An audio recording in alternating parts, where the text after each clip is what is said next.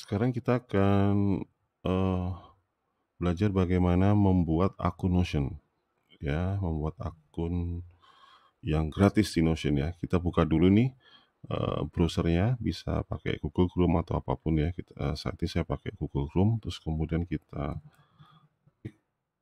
Notion, nanti keluar ini ada nomor ini ya, kita tekan Notion, oke kita pilih ini. Nah, nanti kita dibawa ke halaman home atau landing page dari Notion. Ini keterangannya bisa dieksplor ya masing-masing ini. Terus kemudian sebelum kita mendaftar, coba kita lihat dulu pricing-nya ya. Jadi ini kita melihat harga berlangganan Notion. Yang pertama itu ada yang gratis ya, free, kemudian yang berbayar. Ya, jadi sistemnya ini freemium berlangganan. Jadi setiap bulan akan ditagihkan. Kalau yang berbayar itu pricing tiernya itu mulai dari $8 per bulan jika dibayar setahun, ya tahunan. Kemudian kalau kita bayar bulanan, tagihannya bulanan itu $10 atau sekitar 150.000 per bulan. Nah, kita bahas dulu yang free, yang gratis ini kita punya collaborative workspace, jadi ruang kerja kolaboratif, jadi artinya kita bisa mengajak rekan kerja atau siapapun yang ingin kita ajak kerjasama untuk bekerja bareng-bareng di dalam mengorganisasikan kerjaan di dalam Notion. Terus kemudian kita bisa mengintegrasikan Slack, GitHub, Google Drive, macam-macam kita bisa koneksikan Notion kita, terus mendapatkan basic page analytic ya, analitik yang dasar untuk halaman kita, siapa yang mengakses, yang merubah, kayak gitu-gitu ya. Terus kemudian 7 day page history, jadi kita bisa mendapatkan, eee, kita bisa men-tracking halaman kita sampai 7 hari ke belakang, perubahan-perubahan apa yang dilakukan, kayak gitu ya, penghapusan dan semuanya. Jadi kita bisa merecover halaman kita sepanjang itu tidak melebihi 7 hari. Dan kita bisa meng-invite 10 guest. Jadi kalau di Notion itu istilahnya ada member, kemudian ada guest. Ya, guest ini berarti tamu, ya, itu ya macam-macam, bisa saudara, bisa keluarga, bisa kolega, rekan kerja, macam-macam kita bisa invite.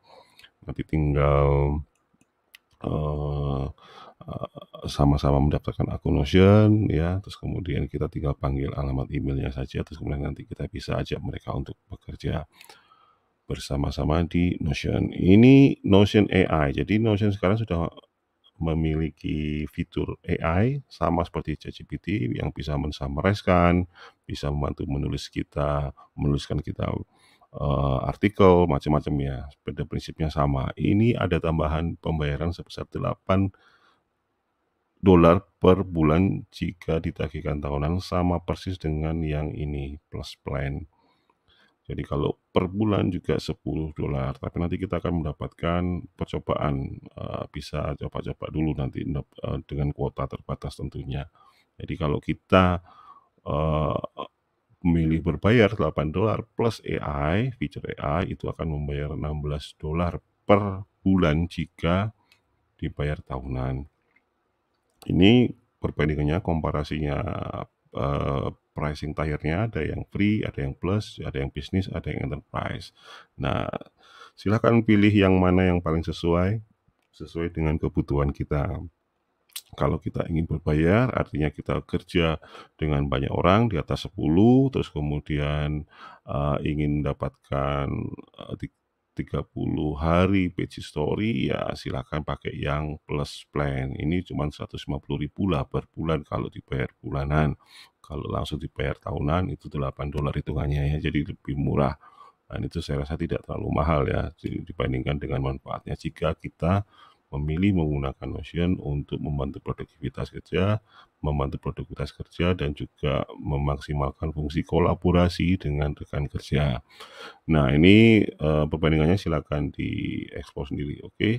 Nah, kita sekarang pilih yang berbayar karena yang gratis saja. Jadi yang gratis ini juga sudah cukup powerful, teman-teman ya. Jadi sudah mendapatkan unlimited blog, kita bisa menuliskan apa saja di apa namanya, artikel blog atau membuat dokumentasi ya tanpa harus khawatir habis kuota page-nya atau halamannya. Cuma ada kelemahannya, misalnya kita file upload-nya kalau yang free itu cuma 5 mega, itu which is kecil sekali ya itu. Kalau yang plus itu unlimited file upload-nya. Cuman nanti kita bisa, akalin dengan membuat link ya. Jadi kita bisa mengintegrasikan. Jadi datanya disimpan di Google Drive atau di, cloud yang lain, terus nanti kita bisa integrasikan nantinya. Jadi tidak terlalu masalah sih saya pikir. Jadi yang free saja sudah sangat cukup ya. Oke, kita langsung buka aja. Ini Get Notion Free, klik di sini.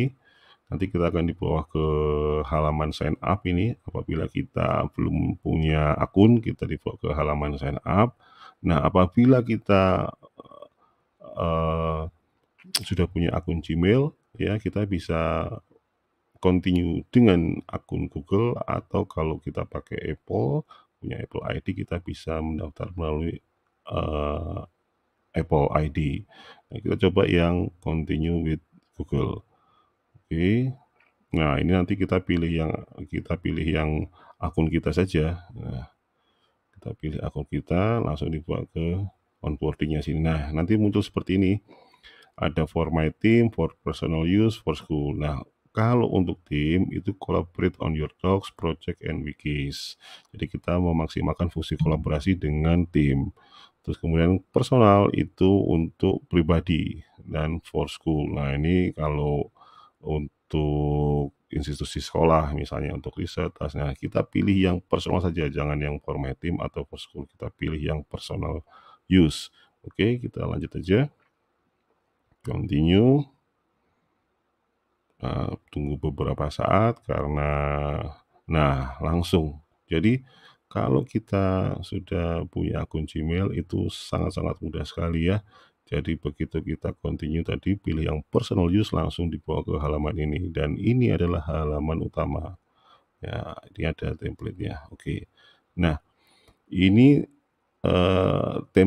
starter template namanya, atau secara default kita mendapatkan getting started, quick note, personal use, terus task list, journal, reading list. Ini nanti kita bisa hapus. Kita bisa hapus. Ini saya rasa tidak terlalu ini ya, supaya lebih tampilan supaya lebih clean. Nah, untuk memudahkan halaman pertama kita ya, untuk memudahkan halaman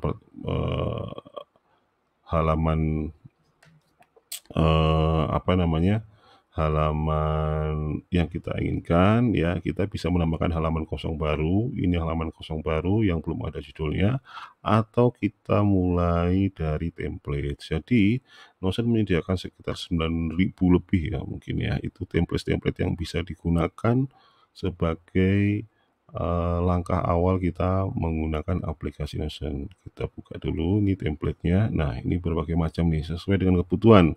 Ada untuk pekerjaan, ada untuk sekolah, ada yang personal, untuk proyek, wiki. Jadi kita semacam bikin Wikipedia gitu ya, bikin panduan kayak gitu ya. Terus kemudian kita bikin dokumen. Coba ini yang works apa saja nih, to-do list, ada bikin project and task, meeting, bisa untuk produk, marketing, ini bikin editorial, social media calendar, terus engineering. Nah, ini bisa untuk retrospektif, API reference, desain juga bisa menggunakan Notion ya, desain portfolio, desain sprint, startup, operasional, ini SOP, annual planning. Nah, ini semua gratis ya, ini bisa digunakan secara gratis. Jadi begitu kita menggunakan template ini, nanti template-nya kita bisa rubah-rubah. Kita bisa sesuaikan bahasanya, mungkin kolomnya, isinya kita bisa rubah sesuai keinginan kita. Ini work, terus kemudian ini school, ada direktori kelas, ini lesson plan, silabus. Nah, ini sangat-sangat memudahkan ya, jadi sangat membantu kita untuk memulai menggunakan Notion Ya, jadi nanti kalau kita sudah menggunakan Notion, itu nanti kita akan sebagian besar akan menggantikan fungsi dari spreadsheet, misalnya dengan Google Sheets, dengan Excel, itu nanti kita rubah, akan sedikit banyak akan menggunakan Notion ini. Tentu kalau kita menggunakan Excel, itu nanti benar-benar dimaksimalkan fungsinya untuk membuat spreadsheet misalkan ya, gitu ya, kita membuat eee apa, untuk kerja dengan Excel lah kayak gitu. Jadi Excel nanti tidak digunakan untuk membantu kita mengorganisasikan dokumen atau merencanakan pendelegasian pekerjaan atau membuat jadwal macam-macam ya. Nah, itu fungsinya. Jadi kalau dari pengalaman saya itu Notion itu sangat efektif kalau kita gunakan untuk yang pertama untuk mengelola proyek, ya, terus kemudian membuat dokumentasi pedoman atau panduan pekerjaan, SOP, seperti itu yang bisa diakses oleh seluruh orang. Ya, jadi kita akan membuat panduan pekerjaan, SOP yang nanti akan kita share, jadikan semacam website yang bisa diakses oleh seluruh orang di dalam organisasi. Jadi kita tidak perlu membuat website ya, tidak perlu mendaftar domain atau hosting, nggak perlu, tapi langsung kita buat semua di Notion, kemudian linknya nanti kita bisa sebar ke orang-orang yang kita inginkan. Kalau linknya private, misalnya tidak semua orang bisa mengakses link, nah nanti kita invite sebagai guest. Tapi kalau itu sifatnya publik, informasi publik, nah kita buat nanti itu dipublish seperti web. Jadi kita sifatnya baik eksternal pun bisa mengakses apabila memiliki link. Tapi link nanti itu juga akan kita bisa customize, apakah itu hanya untuk dilihat saja, ataukah diedit, ataukah dikomen, nah macam-macam itu dari level otorisasinya ya. Nah, jadi Notion itu anggap saja nanti kita semacam buat semacam bikin website gitu ya teman-teman, bisa dibuat untuk dokumentasi, untuk mengelola proyek, membuat semacam Wikipedia misalnya, knowledge base, macam-macam sesuai dengan keinginan kita. Itu nanti bisa diakses oleh seluruh orang yang kita inginkan. Nah, coba kita akan buat aja misalkan kita memilih ini nih silabus, misalnya kita ambil yang silabus, kemudian kita get template. Nah, nanti ini masih proses, nanti akan template silabus ini akan menjadi milik kita, tampil di halaman di panel sebelah kiri ini. Nah, ini sudah muncul nih silabusnya. Nah, ini kita bikin, misalkan kita sebagai guru gitu ya, ingin membuat silabus, nah nanti kita sudah disediakan template. Tentu saja template ini kita bisa customize. Kita bisa customize halaman ini sesuai dengan ini bisa dihapus, ini bisa kita hapus. Misalnya, oh tapi kalau ini ternyata masih perlu ya kita bisa tekan Ctrl Z atau Command Z ya. Nah, di undo. Udah ini course description semua kita. Nah, ini database. Nanti kita juga akan pelajari bagaimana membuat database. Ini namanya database ya. Jadi semacam tabel, tapi tabel itu kita bisa relasikan dengan tabel yang lain. Terus kemudian sama seperti Excel ya, mirip-mirip kayak gitu. Ini juga database ya. Database itu nanti bisa di-filter, bisa di-sorting, bisa di-grouping, bisa jadi item, sub-item, bisa direlasikan dengan database yang lain, tabel yang lain, ya kayak gitu ya. Nah, ini kita sudah muncul, ini sudah muncul nih, nah ini kita sudah muncul, halamannya. Nah, halaman di sini terdiri dari ini ada namanya icon, ini icon, terus kemudian ini cover dari halaman. Cover dari halaman ini kita juga bisa hapus, kita bisa hilangkan. Icon sini juga kita bisa hapus. Nah, jadi tampilannya lebih clean. Tapi kalau kita ingin menambahkan icon berupa icon ya kita tinggal sini add icon, terus kemudian kita pilih apakah emoji atau icon atau kita mengupload icon kita sendiri. Bisa. Ini misalkan emoji kita pilih ini icon, kita misalkan pilih bebas ya, kita bisa pilih macam-macam. Terus kemudian cover, tinggal pilih aja add cover. Add cover ini dia akan random milih dari data yang disediakan oleh Notion. Nah, kalau kita ingin ganti aja nih. Ada yang color and gradient, ada yang gambar-gambar yang ini, sedangkan semua ini free ya, bisa digunakan. Coba kita pilih yang ini aja ya. Nah, ini kita mengcustom style. Kalau ini mau direposition, dirubah, kita tinggal geser-geser aja. Jadi misalnya lebih ini gambar ini ya, misalnya ini deh. Nah, kita bisa reposisi. Nah, kita bisa tarik, angkat ke atas ke bawah. Nah, ini save position. Nah, halaman ini karena ini muncul di tengah, kita bisa maksimalkan lebarnya menjadi full halaman. Nah, seperti ini. Jadi lebih lebar ya halamannya. Oke, terus di sisi yang ini ya, itu muncul halaman, terus kemudian di sini itu untuk mengcustom halaman. Nah, nanti kita akan bahas satu-satu fitur-fitur yang ada di dalamnya. Ini halaman utama kita. Nah, ini untuk men-share. Jadi seperti yang saya sebutkan, jadi misalnya halaman silabus ini, silabus milik kita ingin share ke rekan kerja, ke murid misalnya, karena ini silabus yang dimiliki oleh guru. Nah, nanti kita bisa invite dari sini. Jika mereka sudah memiliki akun Notion, misalnya kita langsung bisa invite dengan menuliskan alamat email. Kalau sudah terintegrasi dengan Slack itu bisa kita pilih kontak dari Slack ya. Jadi Slack itu sama seperti Discord kayak gitu ya, mirip-mirip. Oke, terus publish. Nah, publish di sini jika ini kita pilih publish to web, ini akan menjadi website yang statis yang bisa diakses oleh orang yang memiliki link. Nah, itu bisa dilihat, diduplicate, atau diedit di komen. Coba kita publish to web. Nah, jika kita pilih publish to web di sini, nanti akan muncul pilihannya.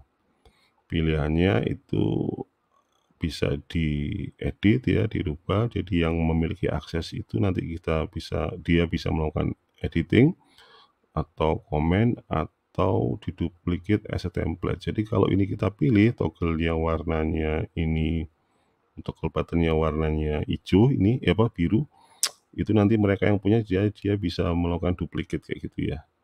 Nah, jadi dia nanti halaman ini akan bisa diduplikasi oleh yang memiliki link. Nah, ini search engine indexing ini kalau kita pilih itu nanti bisa mesin pencarian atau Google itu bisa mengindeks halaman ini dan supaya bisa dicari di halaman pencarian.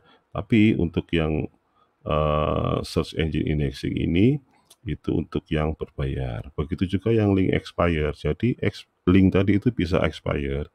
Jadi kita bisa pilih expire-nya kapan ya,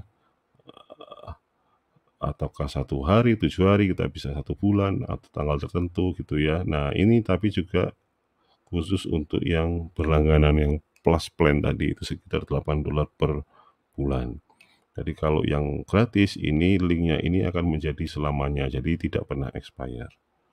Nah, kalau tidak dipublish tinggal ditekan tombol unpublish ini.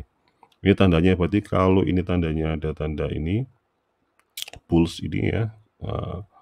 Ini tandanya dia ada halaman ini live on the web, jadi bisa diakses. Oke, kita unpublish aja. Nah, oke, segitu dulu ya teman-teman. Itu recapnya. Jadi kita sudah belajar bagaimana membuat akun Notion, kemudian halaman Notion. Yang pertama, halaman pertama Notion secara default. Terus kita mulai menggunakan Notion dari template. Terima kasih.